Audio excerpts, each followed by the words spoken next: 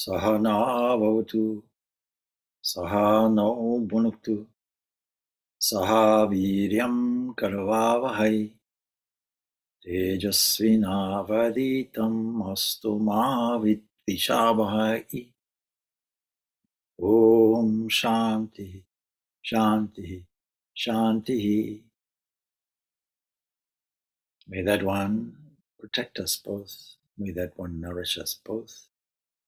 May we work together with great energy and enthusiasm. May our study be illumined. May we not unnecessarily argue with each other. Peace, peace, peace be unto all. So as usual, I'm going to mute my microphone so that you can formulate any question, either in text or verbally, and we'll see if we can respond to these. There is one question coming up. The question stands like this: is marriage necessary in one's life? It is said to break down one's karma. One should nourish the other individual and get rid of past karma. Could you please explain? I suppose one thing we have to do is understand what we mean by karma. And karma, just to remind you, comes from the root kra, which means to do, to act. Therefore, every movement that we can think of is a kind of karma, with one provision, that there's an indomitable law that operates of causality. This only applies to the deterministic world. Deterministic world, just from a physics point of view or a physical point of view, is the world, the sensate world. That's very expansive. It ranges from the immediate awareness of our own physical environment, body, mind, and then the field beyond, which is any parents, relatives, close friends, people, society in general, domestic affairs, domestic dwellings, and so on. And you'll see all this is related to the senses. Without the senses, none of this exists. So the law of karma only operates in this realm. Just for completeness sake, beyond this realm, that is, when we close our eyes and the inner eye is open, and what we call death occurs, it is only death of the physical world, and the effects are prolonged. The effects go on, but the causes do not. That's the understanding of it. So we reap the benefits of what we sowed in a kind of realm which we can call heaven or heavens. And then, of course, we have to continue our journey, and we have to then complete this quest for freedom, which we can only get with the human physical and psychological equipment that we have. So that's a kind of overview view of some of the things that we mean by karma. There's also another application of the word karma, and that is to do with ritual activity. And we can say that humanity undergoes a number of different sacramental acts.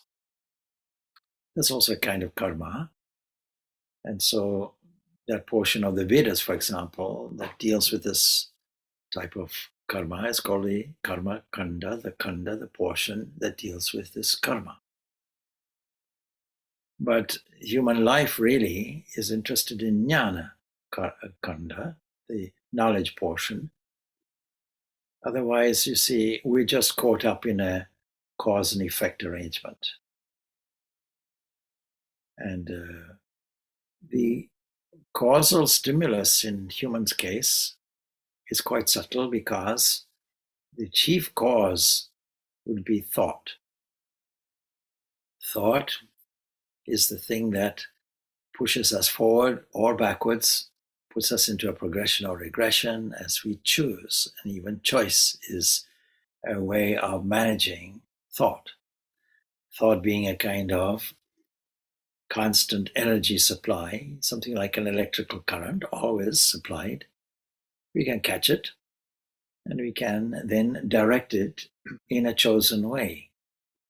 Sometimes if we don't elect to choose, then we go into habitual mode, but that also has a causal relationship. So this is what we mean essentially by karma.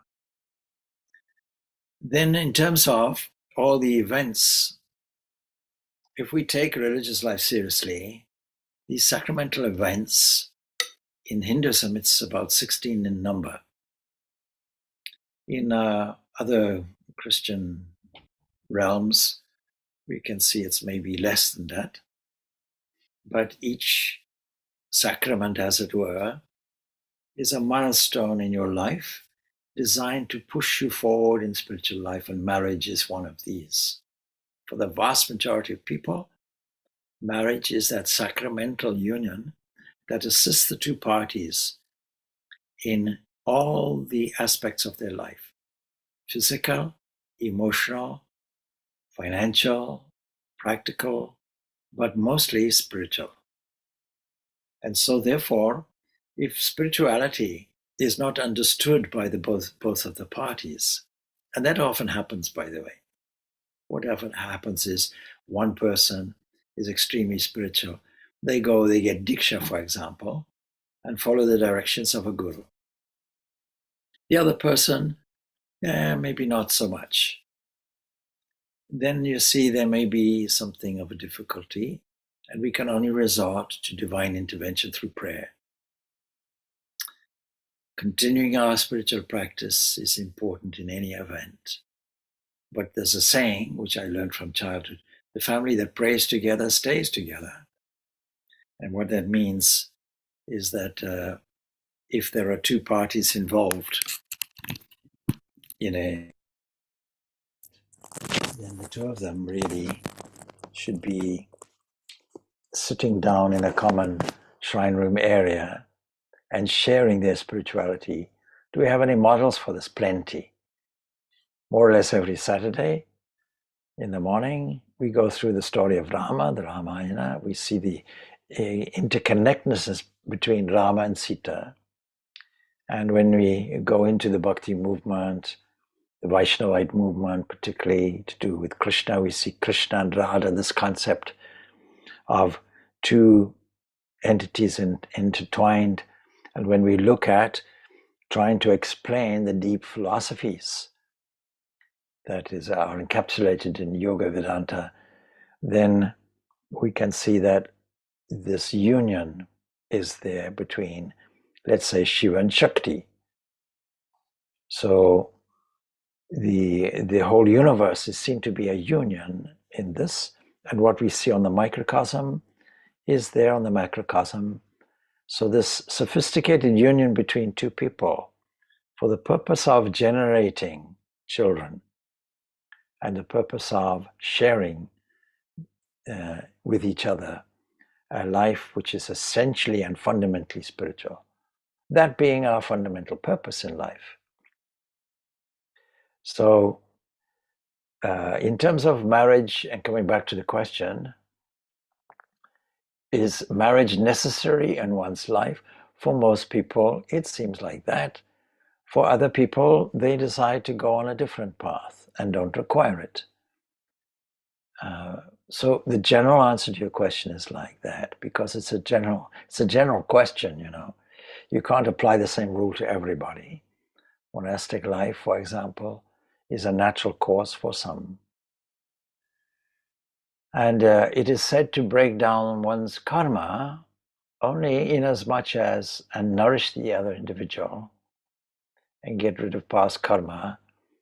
You see, so this propensity that we have sometimes to dwell on past karma, we should leave it aside, because the past is past. And in any event, the past is expressing itself in this now. Everything now is a full expression of an accumulated experience that we call a past. But we cannot change one jot of it. All we can do is insert something positive and something new here. Now, anything which deviates our mind or deviates our attention or deviates our energy from the central purpose, the central pilgrimage journey of our life, really should be either radically changed or abandoned. And so sometimes we have to make a judgment about these things also. We have to always remember that from the human point of view, we are all child pilgrims making our way as best we can in a world of confusion. And this is not easy for us because on the way many distractions are there. It's a bit like if you take a journey to a delightful place, you want a destination. I don't know, it's summer, so in summer people want to go to a sea or a mountain or something like that, or a forest area, whatever it is, and relax there. Now, supposing it takes a bus, a train, a car to complete your journey, and at each place you see something which catches the eye, catches the interest, and you deviate and you go and explore something else and something else and something else and something else. Psychologically, this is called lack of concentration. This is a scattered mind. So as long as we have a scattered mind, then we will be deviating from our central journey.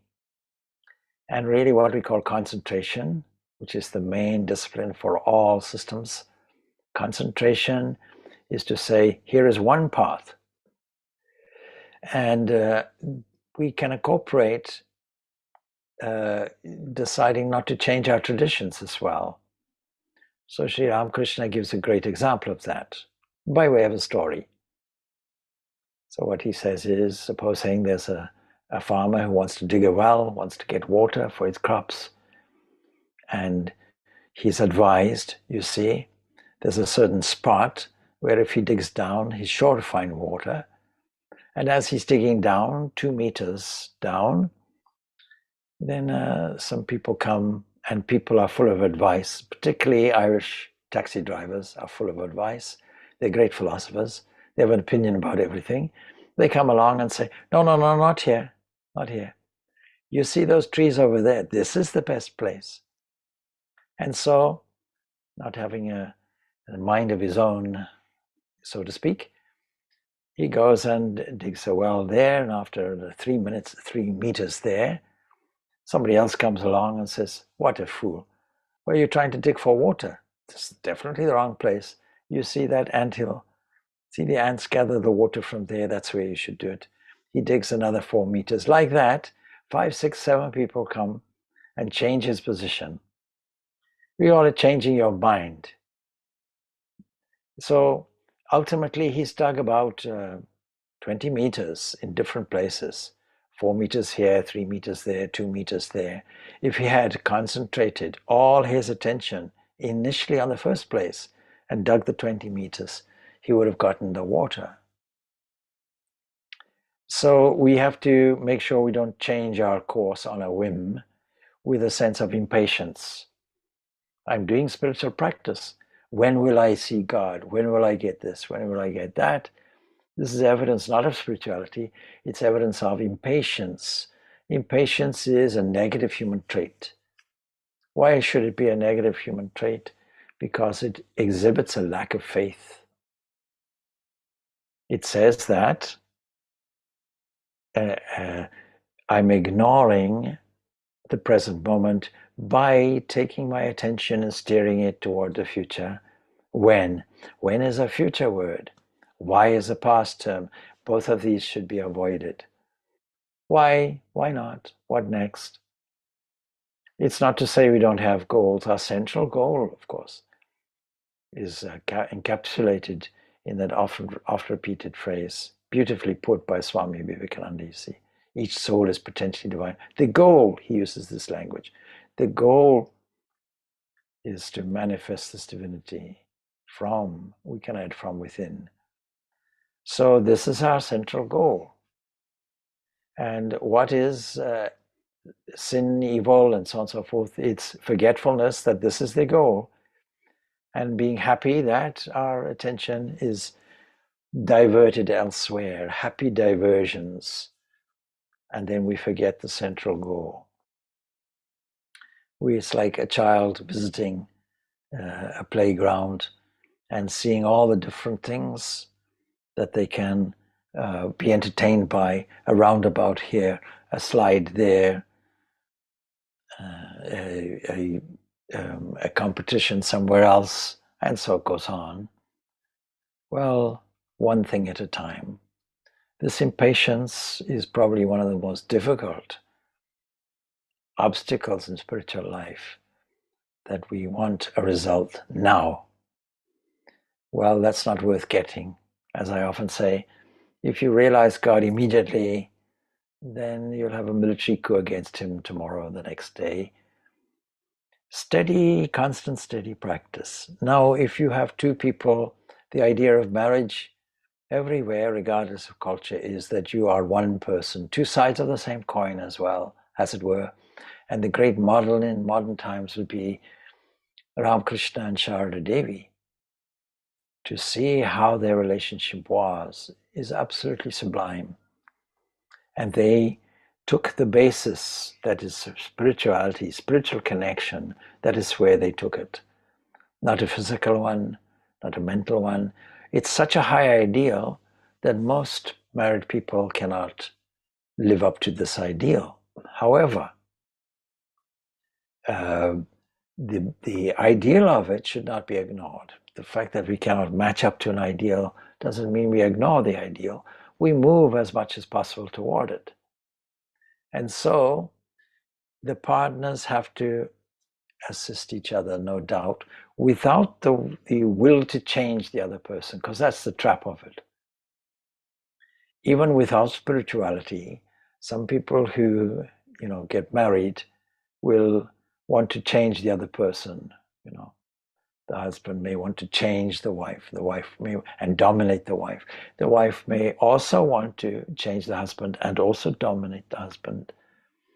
And so both have to be reminded that the central purpose of life is this self-realization, God-realization, this moksha, this freedom. That is our goal, this manifestation of this potential, this divinity from within. All of this has to be understood, and we have to remind ourselves daily. Therefore, meditating together, doing sandhya together in the morning and the evening as a householder, praying together, and if there are children, the whole family playing together. The family that prays together stays together is the dictum. So all of these sacramental things in life are designed as rungs on a ladder of spirituality. And if you take the 16 sacraments, if I can remember them all in Hinduism, well, it begins with generating children. Even before that, marriage, of course, and the birth of a child, the feeding of a child, the first book that is given for study. As a child, this would have been done to you. In some cultures, ear piercing. And so it goes on like that. And then ultimately you see the thread ceremony, the twice born thread that is issued at the age of, let's say, 9. And so it goes on, you see. These are milestones in a person's life, and festivals in between, designed to participate in a sense of joy in spiritual life. Spiritual life should be a joyful life. So I think that's pretty much all I have to say on that. When I do the Enneagram, I sometimes play some videos illustrating various personality types. One that I like to play is called Keeping Up Appearances. And there is a mild-mannered man, long-suffering, no doubt, and a dominant woman who is some kind of perfectionist. And her name is spelled Bucket, Mrs. Bucket, as most people pronounce it. But she will stop you there and insist, no, it's bouquet. So we have to avoid being critical, overcritical of ourselves and overcritical of others, and avoid trying to change somebody. What's the basis of trying to change somebody is ignoring the fact that the perfection which is all around, is here and is now, is already full and free. There are no gaps in this life, there are no hollows. What we look at as a poor person or a partner is in fact the divine dressed up like this. That is why the Ramayana, the model of Rama and Sita, is really the model for marriage. He is seeing in her the divine mother of the universe, and she seeing him, the divine Lord, creator of the universe, sustainer of the universe. And so you can see throughout the story how one sorrow affects the other. As I say, these are one entity, one thing. I think all marriage ceremonies in every culture, religious culture, even secular culture, will emphasize this unity of existence which is there. You know, the wonderful, wonderful model for love, I remind you of it. We find it contained in the series which are assembled as Bhakti Yoga from Swami Vivekananda. He puts love as a triangle, a triangulated arrangement, and each one of the apexes, each one of the corners will represent a value. So what is love by definition? He puts it there. There's no rival, there's no reward, and there's no fear. And so as long as we insert that into all relationships, divorce is not possible. 50, I think the statistic is in America, I think it's 50 something, maybe 54% of everybody who gets married gets divorced. And invariably you'll see it's a violation of one or all of these three principles. Unfaithfulness, you violated rival. There's no rival. And then expectation in a relationship, well, there's no reward. And trust, if there's trust, there's no fear. So if this is applied at every level, you'll see this is love. Now, same thing in divine love. Same thing in love of your personal ideal of God. Any religion that instills fear is deviating from the value of love. God is love, religions declare. However, if any element of fear is there, or reward, and exclusiveness, they have violated all these three principles of love. All right, so that's that. There's another question in the chat. How to deal with trauma, post-traumatic stress syndrome, when flooded with those old feelings. Let me just say the question again. How to deal with trauma when flooded with those old feelings.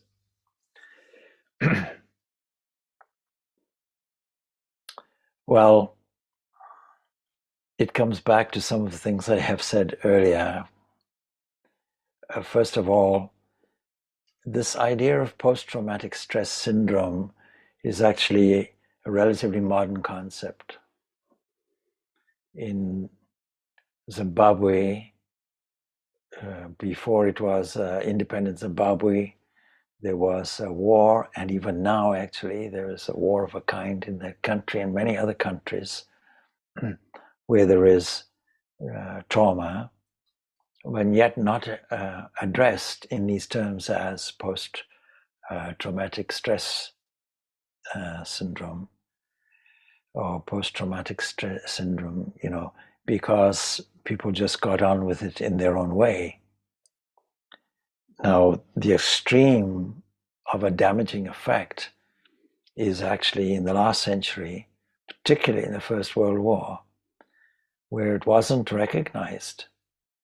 And you'll see films of the devastating effect of people who have not just nightmares and so on, but have what they used to call shell shock. shell shock. The nervous system so traumatized by the events around them. Naturally, it leaves an indelible psychological effect, but every psychological effect manifests in the physical also. And so you'll see shaking, uncontrollable shaking, erratic behavior, and it wasn't understood or empathized with in the First World War. There was a war in Zimbabwe, and many people didn't realize that they had any form of trauma. So how to get over any such effects? I don't think we can fully get over these things. So we have to acknowledge their existence in the first place, but as a distant thing in the past. And the past is finished with.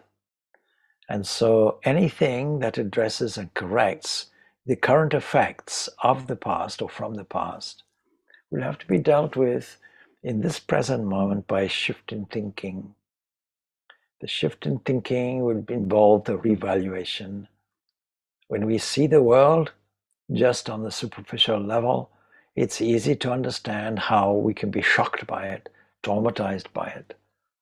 Probably today, more than any other era, there are many people who are traumatized by different events. A shock. As you know, when I give a workshop, my party trick or experimentation, if you will, is to test through muscle testing, kinesiology, the reactions and the balance of people's neurological systems as translated through the muscles. And it is very easy to upset that nervous system. Now, yoga has a way of dealing with it, and the way of dealing with it is to notice the relationship between the movement of the lungs, prana, that is, the thing that moves things, in this case, that moves the lungs, that connected thread, as it were, that moves the lungs and stabilizes or upsets the nervous system, and it is interactive. In other words, if I have a trauma, then my breathing is immediately affected. Somebody lacking in concentration, according to Patanjali, you see one of the effects is grief, shaking, irregular breathing. We can easily know the physical symptoms associated with stress, even if it's temporary stress. And past stress and past feelings which are evoked naturally will come up and they will affect the nervous system. But they do it within a time framework. And in that time framework, we see that there is an unused, if we can visualize time as a kind of eternal train moving toward us, as it were. And if we decide to reverse it, it's returning back. That is the past coming to the present. So this future coming, we don't know. We have no knowledge. The past we know what went on. But the future is a blank.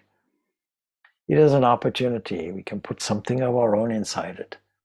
And we can do it with each coach that comes along representing a second, 1 second, 2 seconds, 3 seconds, until the mind is absolutely overwhelmed. And you see the language being used by the questioner is flooded with all these old feelings, flooded.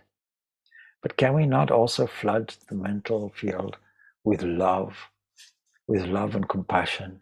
Can we not flood the mental field with the divine glory of the divine presence here and now? Can we not feel that we are loved? Can we not feel the whole radiant glory of the divine flooding our being, saturating our being in the language of the Upanishads to the tips of the fingers, vibrating in every cell? How did we lose that? Those people grounded, as it were, in the Vedanta philosophy and practice, they will understand what I'm saying, of course. But how is it that we can allow other things to overwhelm us in a moment where our alertness lapses?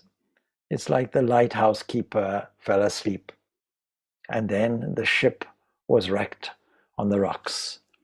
Just that momentary lack lapse of attention can have a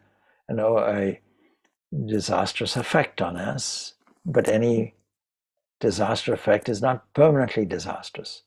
It's only a temporary condition. Temporary because it's within the temporal area, and that being the case, we can feel something new. Now, those who have a mantra, it's a wonderful tool that they can use. Repetition of a mantra as a protecting thought. That's the meaning of mantra. Mantra, protecting thought. Certainly one of the meanings given. Protecting against what? Protecting against fear and doubt and temptation. And all of these things will be introduced in any feeling that overwhelms us. Now, there's nothing we can do to directly combat it. It comes from the unconscious mind and wells up whenever the occasion gets stimulated. We can't suppress it. There's no system that says repress it. Allow it to come temporarily, but allow it to subside also. And if it's feelings, then the only way to combat feelings of any kind will be to introduce better, more positive feelings. Fill up with the positives. More and more and more and more. And the base of that those positives will be our Vedanta philosophy. Our Vedanta philosophy is not just philosophy studied at university and an intellectual level, categorized into logical positivism or relativism or idealism or physicalism or materialism or dualism or any of these categories. It is a practical living basis which connects us with the truth. And the truth of our own true nature is there, more truthful, that is more permanent than all the other relationships, memories, and individual traumas of present or the past. And sometimes it's valuable to put things in context. Sometimes I give people an exercise to do. Supposing now you visualize being where you're sitting now. Let us say in a relatively short time in human history, let us say 500 years. Within 500 years, your language that you're using today may well have changed. You won't recognize it. The culture of people will have changed. You can see very easily how within the last 100 years, how culture has changed, how attitudes have shifted, how technology has changed. The building in which you are sitting may well not be there in 500 years. The geographical boundaries may not be there. Some pessimists may say even this earth will not be there. Anyway, put that aside. Judging from our historical records of the past, you'll see radical changes occurring within a mere 500 years. This puts things in a little bit of a context. And while we're sitting here with all these great traumas and difficulties, I can assure you that within the short lifespan that you have left in your life, they'll all be gone. Our compensation is contained in our philosophy. That is that when the waking state closes, as it were, a dream state comes along and closes, as it were, and a dreamless sleep comes along and closes, as it were, and this cycle is endlessly repeated. Now it's endlessly repeated in our individual drama that we play and replay every day, every night. It is repeated on a cosmic level too, because what happens on the microcosm is the axiom happens on the macrocosm. And so the whole universe is spending its time, as it were, in waking time, in dream time, and in a laya state, potentiality, and being reborn as days of Brahma, life of Brahma, where afterwards, when a re-emergence of the cosmos comes, in a recycle of this, the samskaras of the previous incarnation come out again. Our experience comes out again. And what we call the trauma of the past is entrenched in what we call samskaras, deep impressions. Not all of them are negative. And we have to be careful to search for the positive things. We have to search for the things that elevate the mind. It is easy when sitting, trying to think of God, to think of how an injustice was done to us, or to think of somebody who scandalized against us, somebody who defamed us. And while meditating on God, we can easily think, oh, and before we know it, we have to catch ourselves. Oh, see what we thought, see how the mind went, and bring it back to God. And after a few seconds, this person defamed me, I dragged them to the court. How do we avoid such things is to deal with these things in situ, not wait for meditation, not think that meditation and prayer are the remedy to this. No, it's dealing with things in situ. It's having a different view of life, which sees life in its proper context. And when we see it in its proper context, with all the arguments of philosophy before us, we can now then experience that this is a drama, this is a play of life, a game of life, and we should learn how to play it well. Post-traumatic stress is because inadvertently we took life and its events more seriously than it actually was or is. And it had a tremendous effect on our nervous system. And the yogis will know how to deal with it immediately.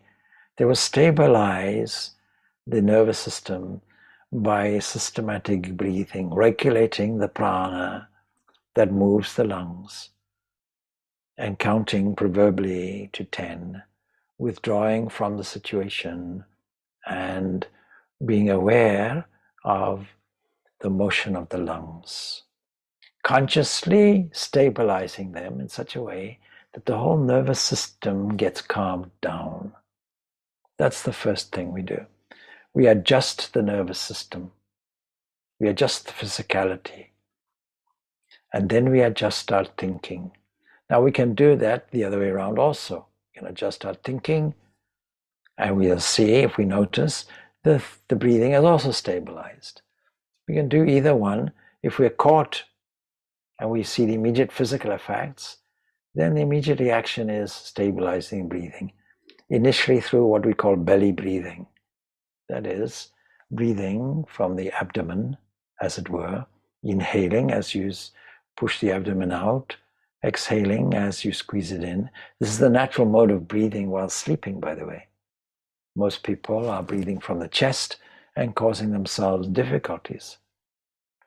They are reacting, and they're reacting in a nervous, temporal way, impulsive way. So deep breathing stabilizes the nervous system. Secondly, change your thinking, evaluate everything differently, withdraw to that standard central place within where you have the opportunity in a stable, poised way to beam truth, goodness, strength, love, harmony outwardly. To do that constantly. And then you'll soon see that the whole of the system, neurological, cellular, psychologically, emotionally, everything, and everything beyond it is saturated, flooded in the language that is being used, flooded with divine life and light and love. Why do we say light and life and love? Because this whole universe is only an expression of these three things. It's only an expression of existence itself, manifest and conditioned, as it were, through nama rupa kriya, that is name and form and function, divided, as it were. We have to make sure that we are not hoodwinked into thinking that all the fragmentary aspects of the universe are anything other than God. Just like the divine one unitary light of the sun seems to be fragmented prismatically into different colors, 7 colors. It's not like that. we can shift our position and tune into the glory of the self. What is spirituality? Spirituality is continuously tuning our attention into the glory of the divine self or God. Doing that constantly. And whenever it is deviated or diverted, we'll bring it back. It's called abhyasa yoga, constant practice. We do that until we find, instead of being flooded with old feelings, we're flooded with positive grace. Divine grace fills us like a vessel and overflows, enabling us to be the light which we cannot hide under a bushel or a bed, and becomes the inspiration and beaming, transforming effect for others, or cause for others. There's no accident that every saint, whether it's in Buddhism or whether it's in Christianity, whatever it is pictured with a halo around the head. Of course, only the head. Why? Well, it could be around the whole body. The whole body beams with this divinity, making people identify with a great saint as a bodhisattva or an incarnation or a great saint or somebody of great light and nobility. And then this existence manifests clearly as rhythm, as law, as positivity, as regularity, as beauty, as goodness, as love, radiates in all of these ways as pure intelligence, as knowledge, as consciousness, as awareness. So this is light. Sanskrit Sat Chit. And then Ananda. Ananda, because when we feel this, we will feel supremely blissful, because something that is infinite, Ananta, will also be blissful, devoid of obstacles, devoid of opposites, entirely blissful. So why not fill up with bliss? We have this opportunity because the Satchit Ananda is with us now, is present. It's never gone. It never leaves us. It's only our tuning or wrong tuning that doesn't allow the being to be filled. And to do that, we have to drop our individual sense of I and allow ourselves to be not just like a child, but an empty vessel being prepared to be filled. Now, with all of this is happening with us. But what about others? It's the same thing. Nobody has the right to go and change somebody else. That would just be an extension of your egoism.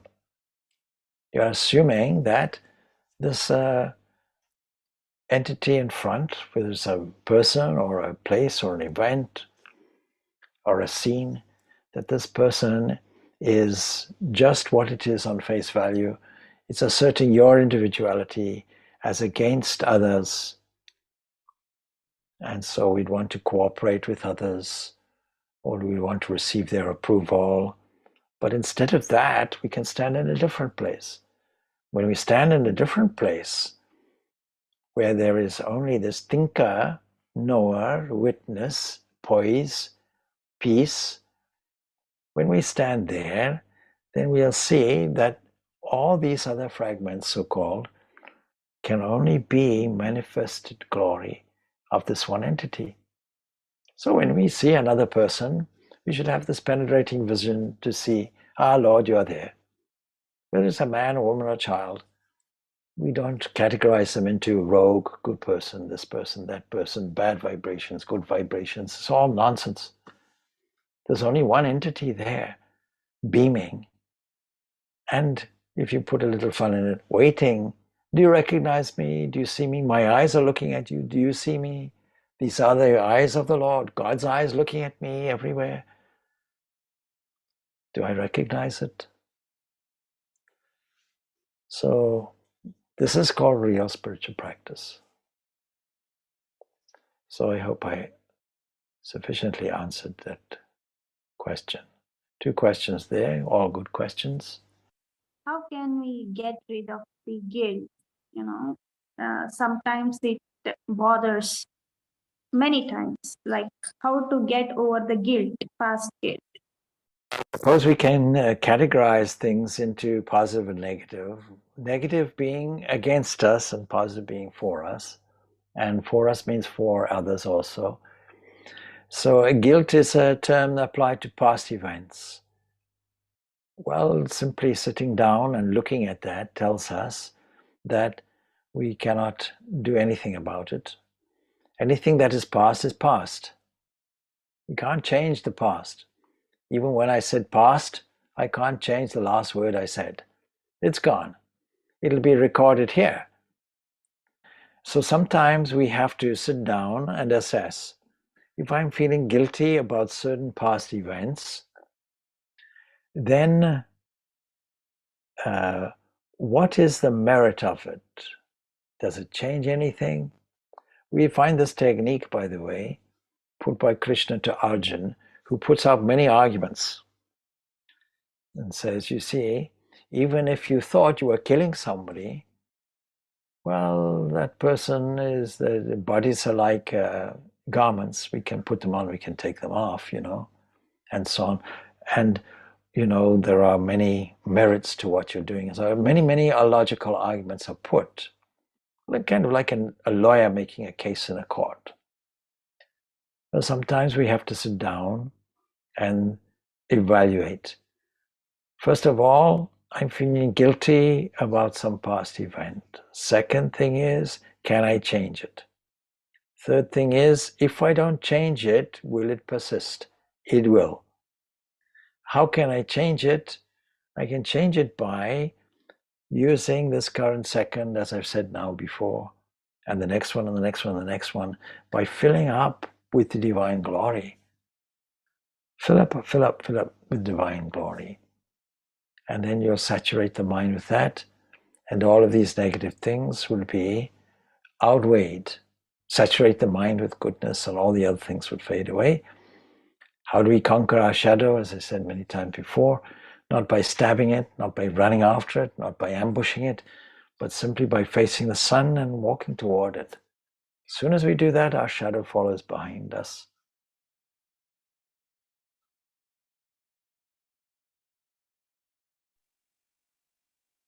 You see, guilt comes from the guilt and anger, all these things come from an assumption, I'm an individual.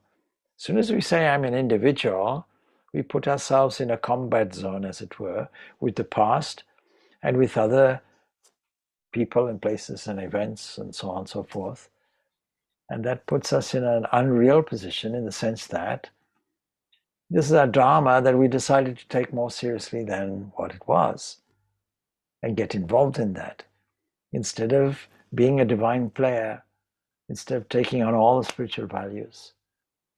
And to do that, we have to intensify our spiritual practice. That doesn't mean we intensify our moments of meditation, not initially anyway. It means shifting our perspective in a more real way so that our meditation becomes more profound and our experience becomes more intense. That's the reward of it. Thank you. Okay.